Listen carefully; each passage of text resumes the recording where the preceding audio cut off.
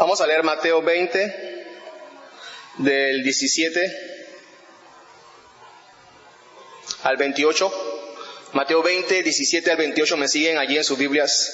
Subiendo Jesús a Jerusalén, tomó a sus 12 discípulos aparte en el camino y les dijo: He aquí, subimos a Jerusalén, y el Hijo del Hombre será entregado a los principales sacerdotes y a los escribas, y le condenarán a muerte, y le entregarán a los gentiles para que le escarnezcan, le azoten y le crucifiquen, mas al tercer día resucitará.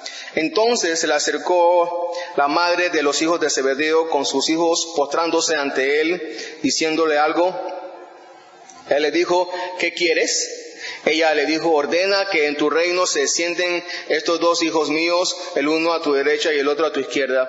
Entonces Jesús respondiendo dijo: no sabéis lo que pedís. ¿Podéis beber el vaso que yo he de beber y ser bautizado con el bautismo que yo soy bautizado? Y ellos dijeron: podemos. Él les dijo: a la verdad, de mi vaso beberéis, y con el bautismo con que yo soy bautizado seréis bautizados. Pero sentaros a mi derecha y a mi izquierda no es mío darlo, sino aquello para quienes está preparado por mi Padre. Cuando los 10 oyeron esto, se enojaron contra los dos hermanos.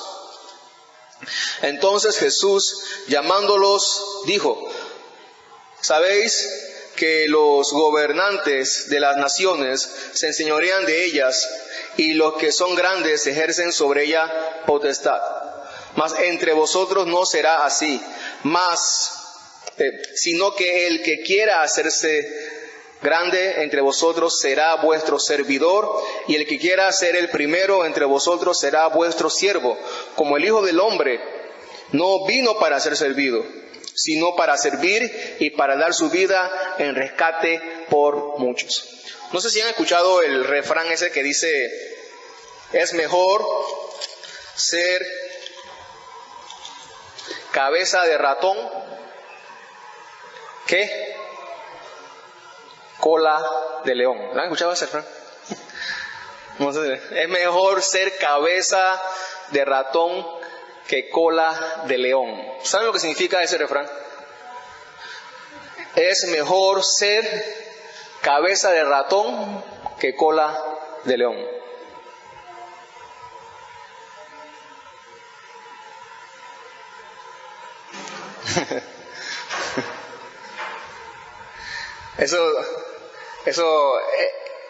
El significado es que yo prefiero ser el jefe de una tribu pequeña a ser el ayudante del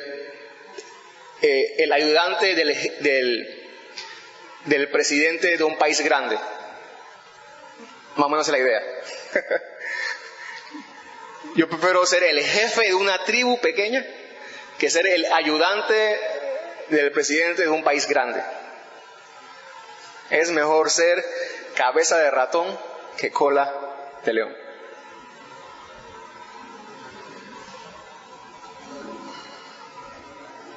Y esa es nuestra tendencia. Y vamos a ver qué es lo que Jesús nos manda a hacer realmente. Jesús otra vez menciona su muerte en la cruz desde el versículo 17 y añade nuevos elementos. Cada vez que Jesús va mencionando su obra en la cruz, su muerte, Él añade nuevos elementos. Subiendo Jesús de Jerusalén, tomó a sus 12 discípulos aparte en el camino y les dijo, ya iba a Jerusalén. Cada vez más se acerca al lugar, la hora de su muerte, ¿no? Toma a sus discípulos y los aparta de la multitud. ¿Se acuerdan que ya Jesús no quiere que la multitud sepa lo que va a suceder con Él? ¿Quién es Él y cuál es su propósito? Ya lo anunció en otras ocasiones anteriores. Y dice, subimos a Jerusalén y el Hijo del Hombre, bueno, ustedes ya saben a qué se refiere Jesús cuando dice el Hijo del Hombre, aquella visión que vio Daniel de un hombre que le fue entregado el reino por los siglos de los siglos. Será entregado a los principales sacerdotes, a los escribas, y los condenarán a muerte. A muerte. Esta era la parte que los discípulos no comprendían. Si te van a matar, ¿por qué vas a Jerusalén? Si te van a matar en Jerusalén, ¿por qué vas a Jerusalén? Y le entregarán a los gentiles para que le escarnezcan, le azoten y le crucifiquen, mas al tercer día resucitará. Le entregarán a los gentiles. No solamente habla de los judíos, ahora habla de los gentiles. Añade esta información. Da más detalles también de su sufrimiento, pero también añade que los gentiles, aquellos que no son judíos, también formarán parte de su sufrimiento y de su muerte. También se mancharán las manos también los gentiles. No solamente judíos, también gentiles, todos estamos allí representados, judíos o no judíos. Estamos ahí representados si somos parte de la muerte de Cristo. Ahora fíjense que Jesús nos debe asombrar, que Jesús da detalles de su muerte. Va a pasar esto, me van a agarrar, me van a hacer esto, me van a hacer esto otro. ¿Quién da detalles así de cómo va a morir? ¿Quién? Porque vemos, cuando llega el momento, vemos que todo se cumple. Todo se cumple.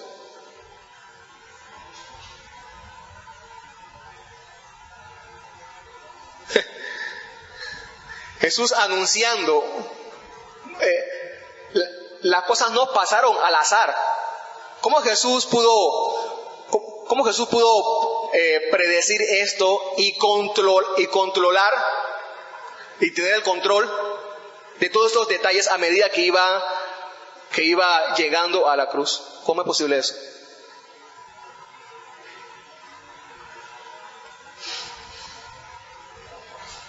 Porque Él se iba a entregar. Al final de todos era el plan del Padre. Para eso había venido Jesús. Ese era el plan. Sus sufrimientos. ¿Por qué Jesús tenía que morir? ¿Por qué Jesús tuvo que ir a la cruz?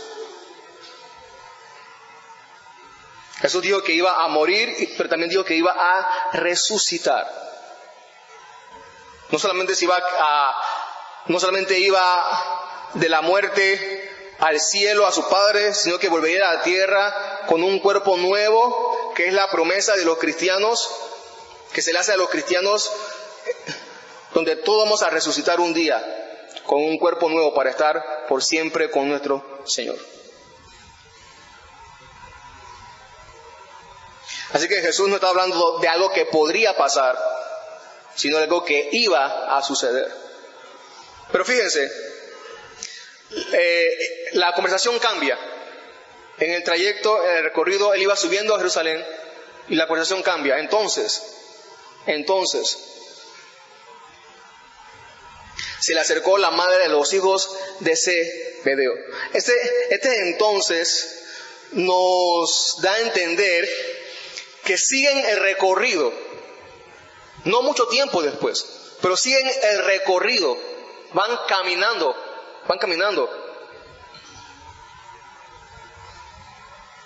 Se le acercó la madre de los hijos de Zebedeo con sus hijos, postrándose ante él y pidiéndole algo. Esta mujer llega, se postra ante Jesús.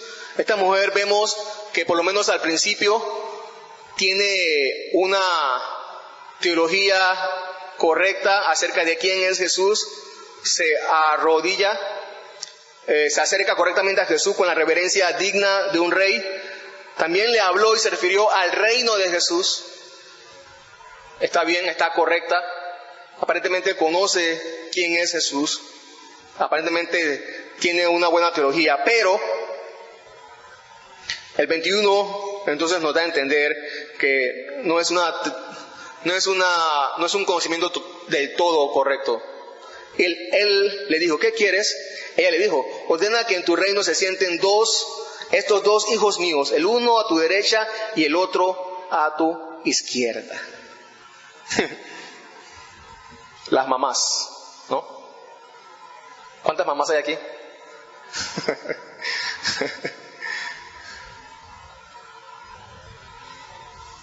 todas las mamás piensan que sus hijos son lo máximo. ¿No?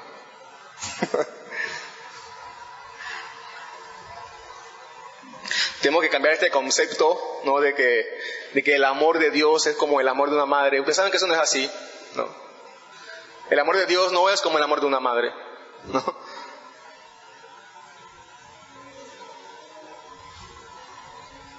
El amor de Dios no es consentidor.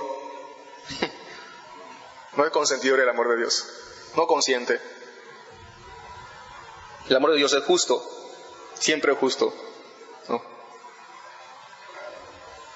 Entonces ella le pide esta petición, ¿no? Ahora fíjense, quiero recalcar algo.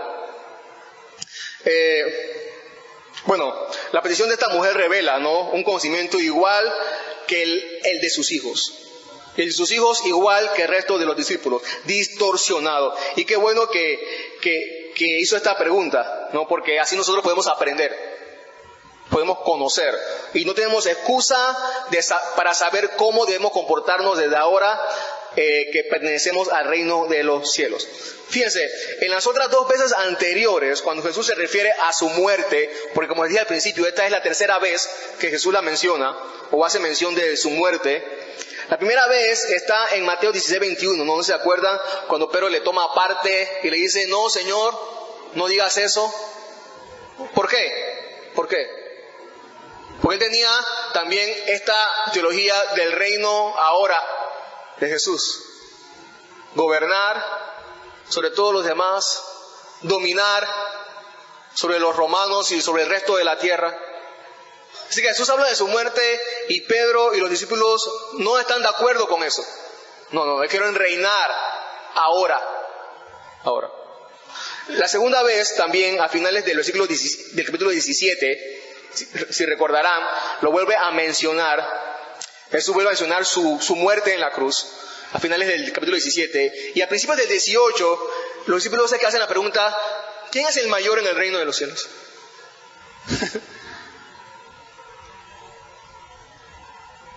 Y ahora Jesús vuelve a mencionar su muerte y se presentan sus discípulos con esta pregunta también.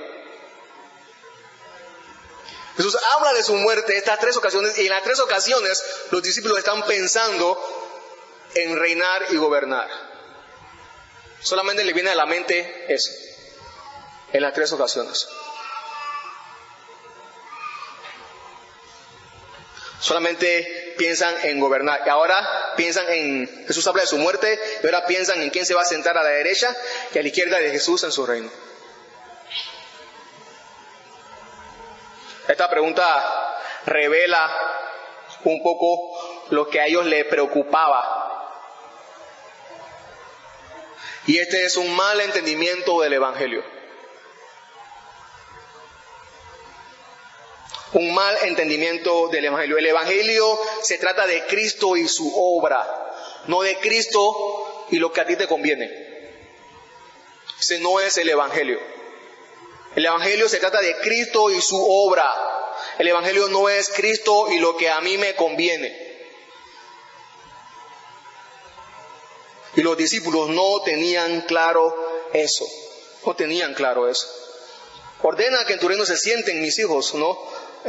Uno a tu derecha y otro a tu izquierda. Ahora, es verdad que Jesús había prometido, ¿se acuerdan? 12 tronos para gobernar. Eso es verdad. Así que no era una pregunta que se originaba de la nada. Tenía un contexto, podemos decir, esa pregunta. Ellos habían escuchado la promesa de que ellos iban a gobernar sobre 12 tronos, ¿no? ¿Para qué significa eso? Quiero leerle algo rapidito aquí.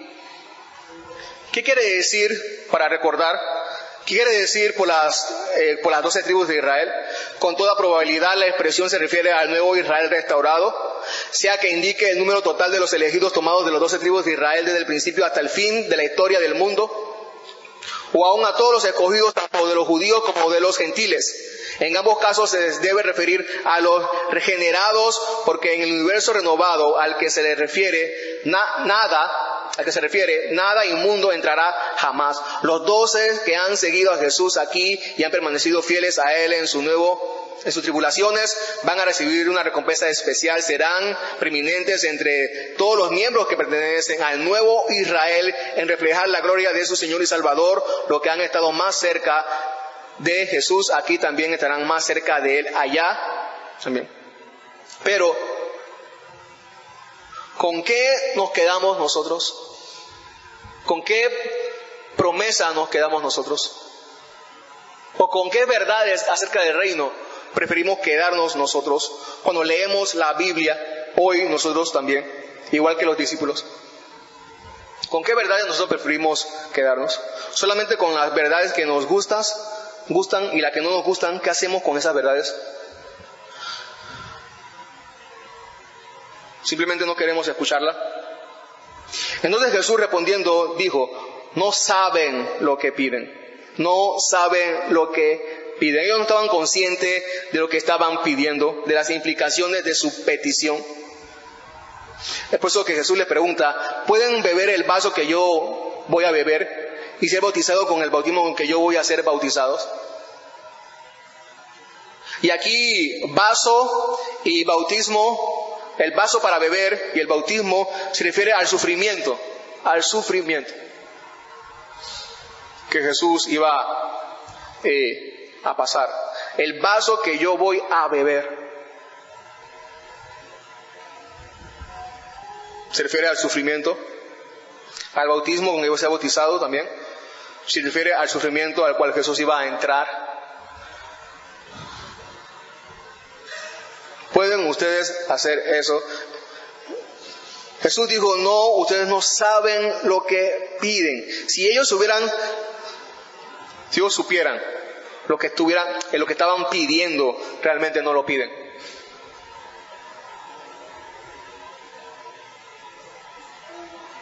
Y ellos dijeron, sí podemos, porque ellos no tenían en mente lo que iba a venir, lo que iba a pasar. Ellos no tenían en su mente ningún sufrimiento, ninguna tribulación. Lo que había en su mente era felicidad y prosperidad y reinar. Nada más. Pero si es verdad que vendría un reino, si es verdad que viene prosperidad.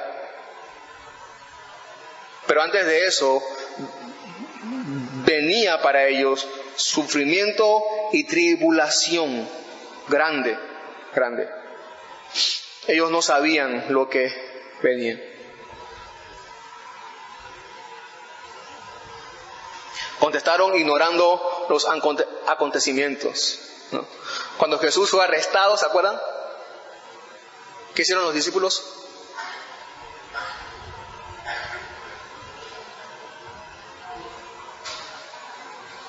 Salieron huyendo, ninguno quedó con él. Jesús advirtió en muchas ocasiones que seguirlo a Él no sería nada fácil. Jesús siempre lo hizo. Nadie puede decirle a Jesús, no, Jesús, tú no me dijiste que esto iba a pasar.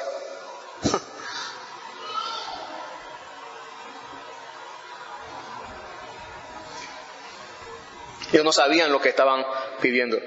Ellos querían la gloria sin el sufrimiento, sin el padecer.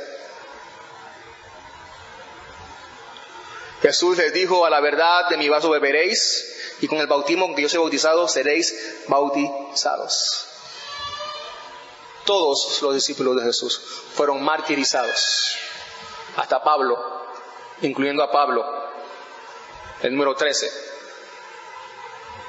Todos los discípulos. Es un gran privilegio, ¿no? ¿Qué gran privilegio tuvieron los discípulos de Jesús, los 12, caminando de la mano de Jesús, aprendiendo de primera mano de Jesús, recibiendo la autoridad de Jesús, ellos únicamente, esos 12. Pero eso les costó el resto de su vida. Les costó el resto de su vida sufrir por Cristo. Ninguno de ellos tuvo una casa en la playa. Ninguno de ellos se jubiló Y se quedó disfrutando sus últimos años. No. Todos ellos pasaron por un sufrimiento que ninguno de nosotros va a poder pasar jamás. Eso le costó a los discípulos el ser escogidos por Jesús. Jacobo, Juan, ustedes saben, Juan en la isla de Patmos. Estos dos sucesos futuros eran parte del sufrimiento que experimentarían los discípulos a causa de Cristo. Pero Jesús les dijo, el sentarlos a mi derecha y a mi izquierda no es mío darlo.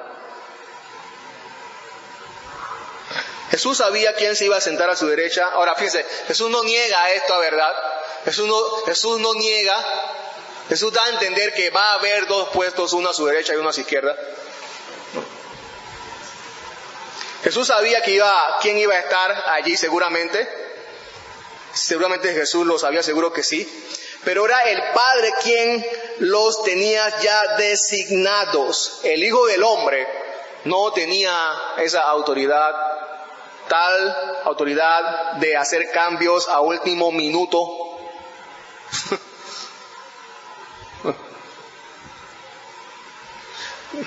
Tenemos que recordar que Jesús es Dios, tenemos que recordar eso, que aunque Jesús sea Dios, las mismas personas que el Padre tienen diferentes roles, el Padre, el Hijo y el Espíritu Santo. Jesús dijo, no es mío darlo, no le correspondía al Hijo del Hombre tomar esa decisión, sino que le correspondía al Padre hacerlo. Jesús no vino a hablar de posiciones. El Hijo del Hombre no vino a hablar de posiciones. El Hijo del Hombre vino con una misión específica, con un mensaje específico, ya establecido antes de la fundación del mundo en el pacto. Así que Jesús no iba a revelar nada que no tenía que revelar, ¿no? A decir nada que no tenía que decir. Lo que Jesús sí sabía, o sí estaba dando a conocer, era los sufrimientos que iban a pasar. Eso sí. No te puedo decir eso. Eso no me corresponde decírtelo a ti, dónde vas a gobernar.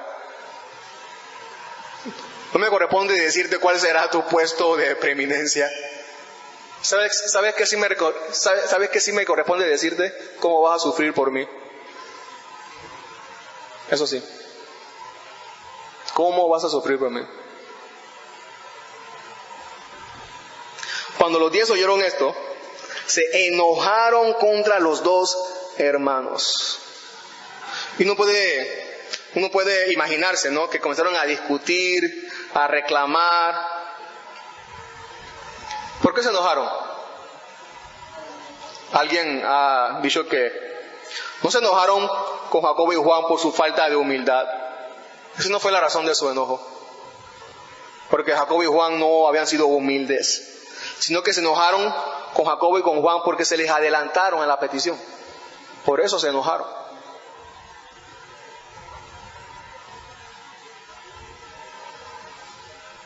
Una versión dice que se violentaron. Otra versión dice que se indignaron. O sea, que no fue un enojo. No es que se molestaron un poquito y tenían cara de bravos y ya. No. Se violentaron. Se indignaron. Estaban muy enojados. Porque los otros se le habían adelantado a su petición. Qué corazón más malo tenían los discípulos, ¿no? Así, no habían aprendido la lección de ser humildes. Te hago una pregunta. ¿Cuántas veces no has sentido envidia por ese compañero tuyo en el trabajo que hace lo que sea por ganarte la confianza del jefe? ¿Cuántas veces no has sentido tú esa envidia? ¿O es celo santo? ¿Sí? ¿Es celo santo por Dios?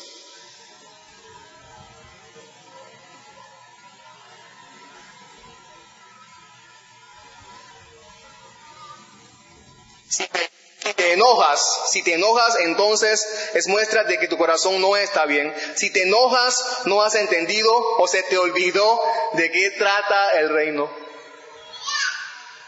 Así como los discípulos, se les olvidó de qué trata el reino. ¿Cuántas veces a nosotros también no se nos ha olvidado de qué trata el reino? ¿De qué trata el evangelio? ¿De qué trata el ser cristiano? ¿De qué trata el ser seguidor de Jesús? Por la envidia que sentimos.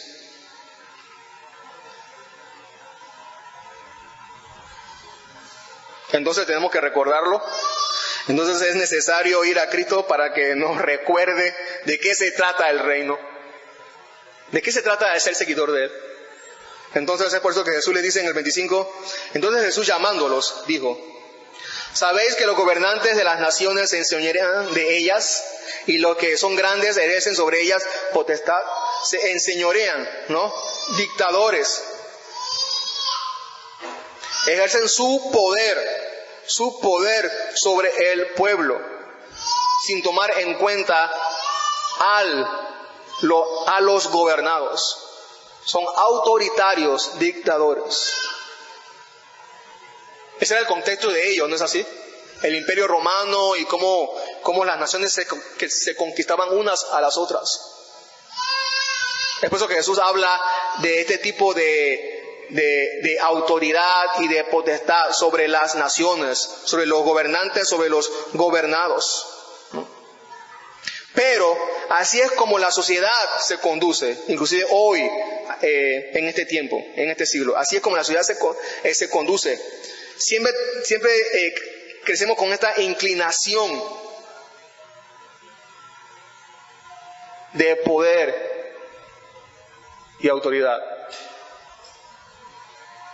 No importa quiénes seamos, no importa dónde estemos ni lo que estamos haciendo, no importa qué edad tengamos, tenemos esta inclinación siempre de pensar y esta actitud de aquí yo soy el que mando. Aquí yo soy el que mando.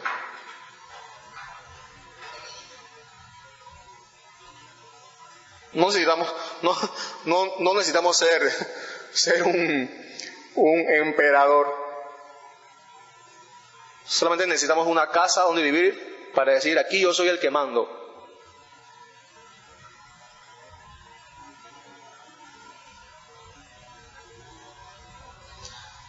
Es por eso que Jesús dice, mas entre vosotros no será así, sino que el que quiera hacerse grande entre vosotros será vuestro servidor. No será así, no será así. Porque no se trata de mandar. Ahora, Jesús no es que Jesús está en contra de que alguien sea jefe. Esa no es la idea aquí. No es que Jesús está en contra de que alguien sea presidente o gerente. Esa no es la idea.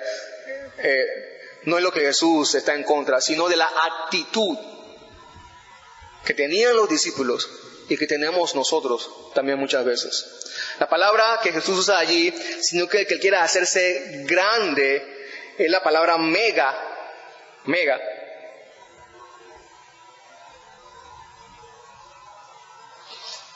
que se refiere al rango, en este caso, en este contexto, ¿no?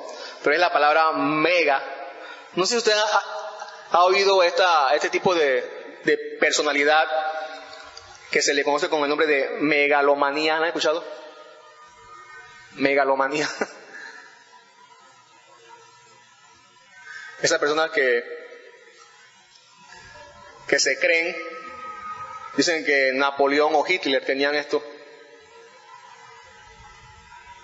Se creen que son los hombres más importantes del mundo.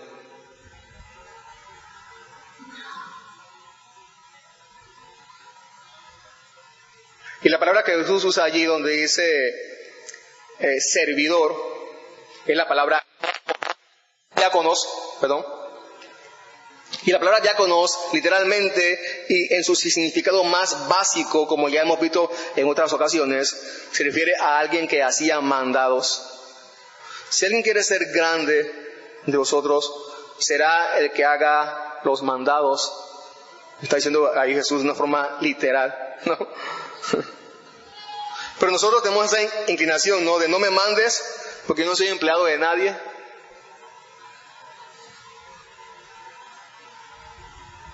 Entonces venimos al reino, pasamos del reino de las tinieblas al reino de los cielos, salimos de este mundo donde aprendimos que los demás son los que nos deben servir para entrar en el reino de los cielos, para darnos cuenta que somos mandaderos.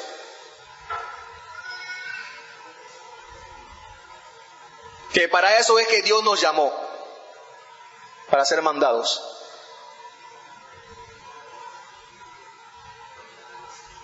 Los discípulos querían sentarse y mandar, pero Jesús les dice que el que hace los mandados es el que es importante.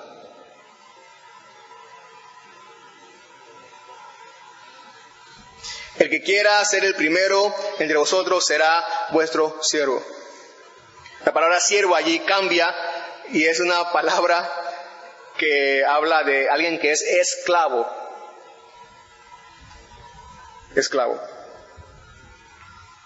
Ahora, Jesús no está enseñando, Jesús no está diciendo, o la idea no es que yo piense, bueno, entonces yo voy ahora todos los domingos a limpiar las bancas del templo para que la iglesia lo vea, entonces me dé una posición de liderazgo. No, eso no es lo que él es. Entonces tu motivación sería la misma, pecaminosa y egoísta. No es lo que Jesús está enseñando aquí. Entonces, caerías en el mismo pecado. Porque el servir, y tenemos que tener claro esto, el servir no nos dará ningún puesto de prestigio, hermanos y hermanas. Nunca. El servir no nos dará ningún puesto de prestigio. Pero ningún puesto de prestigio nos dará la grandeza que da el servir. El servir no nos dará ningún puesto de prestigio. Pero ningún puesto de prestigio nos dará la grandeza que nos da el servir. Y es lo que Jesús está enseñando aquí, ¿no? Ellos estaban preocupados, los discípulos, por el puesto. Nosotros también estamos preocupados por el puesto. El puesto más grande es estar puesto para servir. El lugar más prestigioso en donde yo pueda estar es donde yo estoy sirviendo. Nosotros despreciamos el acto de servicio. Le damos tan poca importancia al acto de servir. Lo despreciamos. Esa es nuestra naturaleza. Pero cuando tenemos esta tentación de despreciar el servir o el servicio, tenemos que recordar que para Dios es lo más importante. Siempre recuerda eso. Siempre. No, cuando sientas ganas de menospreciar el servicio, recuerda que Dios no lo menosprecia. Dios no lo menosprecia. Para Dios, todo lo contrario. Para Dios, lo más grande es el servir.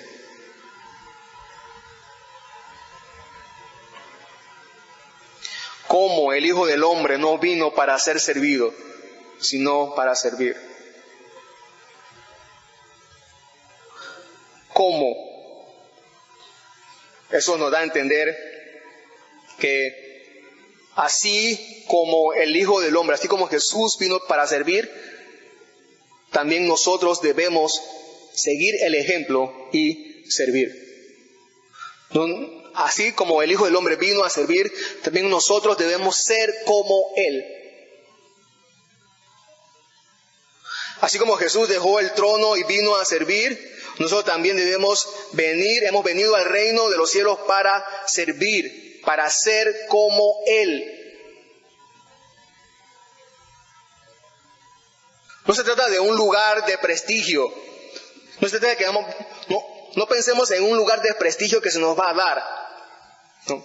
Porque nada nos dará mayor satisfacción que vivir como Él, que ser como Él. Es allí donde está nuestra verdadera grandeza. Ese es el propósito de Dios para con sus hijos, ser como Jesús. No hay nada más grande que eso.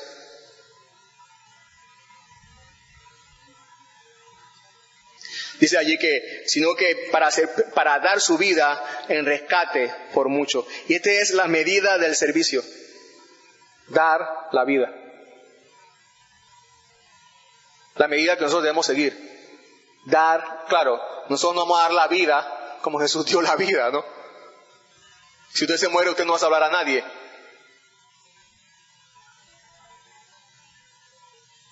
Pero esta es la medida que nosotros debemos servir. Este es el servicio que Dios requiere de sus hijos. Que demos la vida por los demás.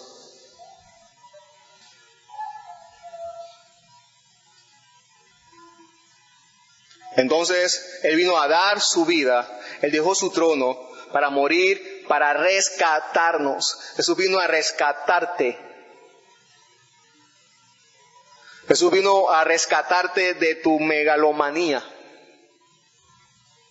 de tu orgullo empedernido, incorregible, de querer ser grande, de querer ser el más importante, de tu orgullo que se origina en tu pecado.